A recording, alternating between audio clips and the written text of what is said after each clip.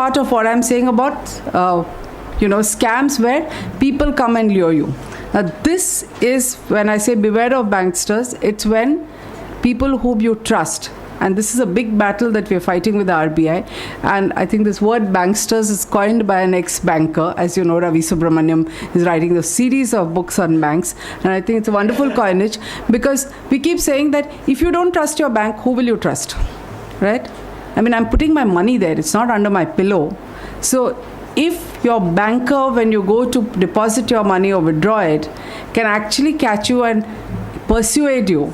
Persuade is, I'm using it loosely as a mild synonym for absolute fraud and mis-selling. Persuades you to take out your money from your FD and put it in instruments that are going to cause you a loss. That is something I think has to be stopped immediately. But even when we met the RBI governor last week, his talk was that will the pendulum swing from one end to another, where people will take advantage of the fact that they have made silly mistakes and blame the bank. And we said the pendulum hasn't moved. It's not in the middle. It's at one end. So don't worry about it swinging to the other side. We just have to get into a situation where a bank cannot mis-sell products to us. So before I get into that, let me start with safety of banks. Luckily, India is not a country where you're very worried about whether your bank deposit will be safe, because in spite of the huge non-performing assets, in spite of the fact that bank unions are writing to the government saying that banks will collapse under the burden of bad loans, still they are Sarkari banks. So if they go down, it means the country is going down, okay? But as long as we still have a government in place, they'll be printing money, so your basic money will be safe in a nationalized bank. I don't think there's anything to worry about. Large private banks also, by and large, I think there's nothing to worry about. I keep saying, if you look at the fact that Global Trust Bank wasn't even such a large bank in 2000, but even that was bailed out.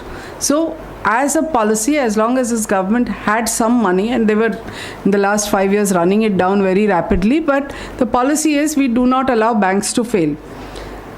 This applies to scheduled commercial banks, private banks. Foreign banks, a different cup of tea. What happens abroad, they get taken over, it's different. But by and large, people who are putting money in foreign banks are people who have a lot more money. Okay, I would say put your money in large private banks, in nationalized banks. You don't have to worry every day about whether the bank is going to vanish. Cooperative banks, different cup of tea altogether. They are under dual regulation, and neither of them regulates them properly, neither RBI nor the Department of Cooperatives. So in this case, well after the net worth is fully eroded, more than a year later, they finally deign to say that that bank will be closed. Okay, which means that if you have a deposit there, you are in limbo. You neither get your money back, nor is the bank declared closed for much longer.